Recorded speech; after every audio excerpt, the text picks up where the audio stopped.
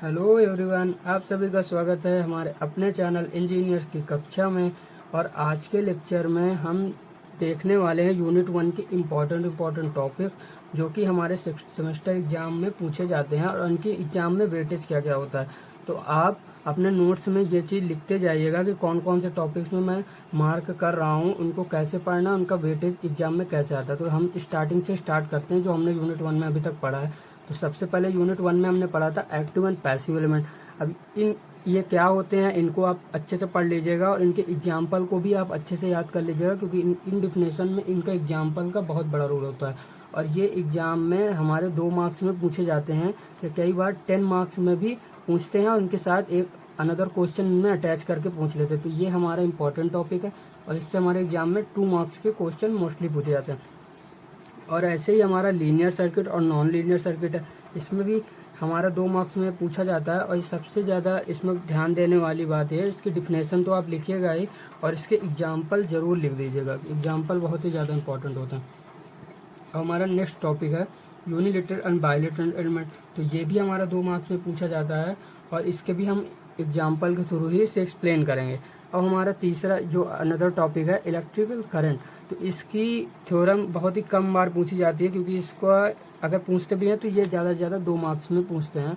तो इसको आप एक बार पढ़ लीजिएगा और इसके एक बार फिगर को ध्यान से बनाकर प्रैक्टिस कर लीजिएगा कि अगर ये डिफिनेशन पूछी जाती है कि हमें इलेक्ट्रिक करंट के बारे में बताना है, तो इसकी मतलब फिगर को भी हम रिप्रेजेंट करके आए और इसकी यूनिट भी पढ़ लीजिएगा। अब हम अपने टाइप्स के बारे में पढ़ लेते हैं। टाइप्स हमारे क्या होते हैं, स्टेडी करंट होती है, वायरिंग करंट होती है, अल्टरनेट करंट होती है। इनके बारे में आप पढ़ लेंगे, ये भी हमारे 2 मार्क्स में पूछे जाते हैं। इनमें 10 नंबर का क्वेश्चन नहीं बनता है। अब इलेक्ट्रिक पावर क्या है, ये भी हमारे 2 मार्क्स में पूछते हैं। इलेक्ट्रिक पावर क्या होती है, इसकी डिफिनेशन।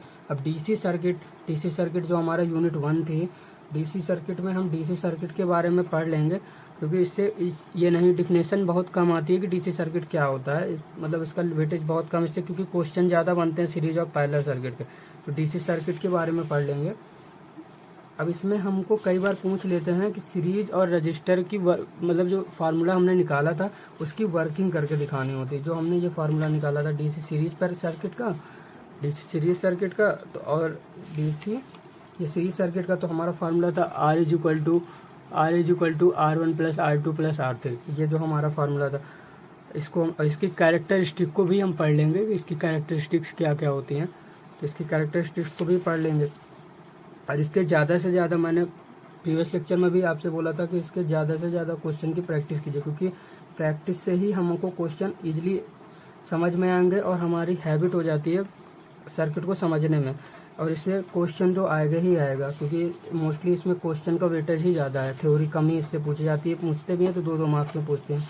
तो इसके मैंने एक टॉपिक के काफ़ी सारे क्वेश्चन भी आप लोगों को कराएं। तो अब जैसे डीसी सीरीज सर्किट था, वैसे ही डीसी पैरेलल सर्किट भी आप देख लीजिएगा। इसकी डेरिवेशन को आप फाइंड करना समझ लीजिएगा, इससे भी क्वेश्चन बनता है और इसलिए हमारे 10 मार्क्स में भी पूछे जाते हैं। अब इसके एडवांटेज भी पढ़ लीजिएगा। एडवांटेज वगैरह 2 मार्क्स में पूछे जाते हैं और इसके फीचर्स क्या होते हैं ये भी पढ़ लीजिएगा। इसके क्वेश्चन को ज़्यादा से ज़्यादा प्रैक्टिस कीजिएगा। अब हमारा किरचॉफ्स लॉ हमारा 100% ही एग्जाम में आता है। और ये हमारे पहले तो 2 मार्क्स में आएगा कि किरचॉफ्स लॉ के मतलब इसके टाइप्स बताइए और इसके डिफिनेशन बताइए। तो किरचॉफ्स लॉ हमारा क्या होता है, तो किरचॉफ्स लॉ हमारा केसीएल और केवीएल होता था। 2 टाइप्स के होते थे, तो केसीएल के बारे में एक्सप्लेन कीजिएगा और केवीएल के बारे में एक्सप्लेन कीजिएगा। ये हो गया।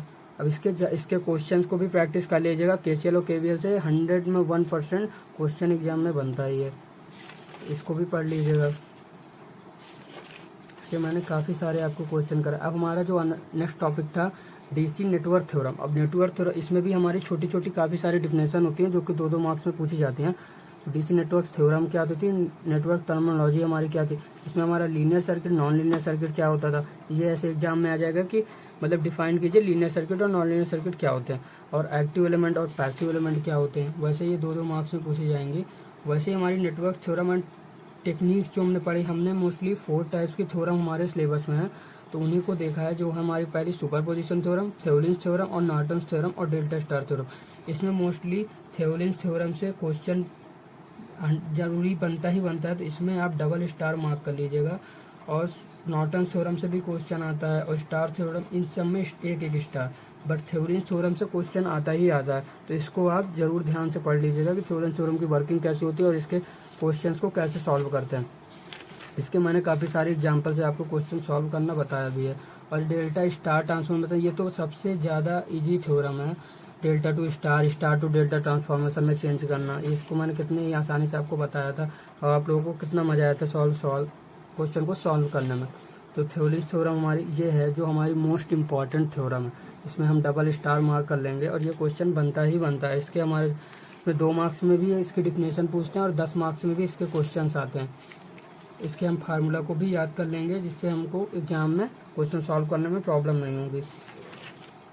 हमारा जो नेक्स्ट टॉपिक है नॉर्टन्स थ्योरम, तो नॉर्टन्स थ्योरम की भी हम वर्किंग समझ लेंगे, इसके फार्मूला को याद कर लेंगे और इसके क्वेश्चन को भी हम काफ़ी सारी प्रैक्टिस करेंगे। काफ़ी सारे, जितने ज़्यादा आप क्वेश्चन को सॉल्व करेंगे उतनी ही ज़्यादा आपको कॉन्सेप्ट पे कमांड आपकी होती जाएगी। तो इनके एडवांटेज और डिसएडवांटेज को ज़रूर पढ़ लीजिएगा, क्योंकि एडवांटेज और डिसएडवांटेज 2-2 मार्क्स में पूछे जाते हैं। और सेमेस्टर एग्जाम में हमारे 20 मार्क्स तो हमारे 2-2 नंबर के ही होते हैं। और अब तो सिलेबस में क्या हो गया है कि अब हमारे जो 10 मार्क्स के क्वेश्चन होते हैं उसमें हमारे 5 मार्क्स की थ्योरी और 5 मार्क्स का हमारा न्यूमेरिकल होता है। तो वैसे अरेंज करके क्वेश्चन पूछने लगे हैं कि अगर आपको न्यूमेरिकल ही आ रहा तो तब भी आपके मार्क्स आधे ही आएंगे।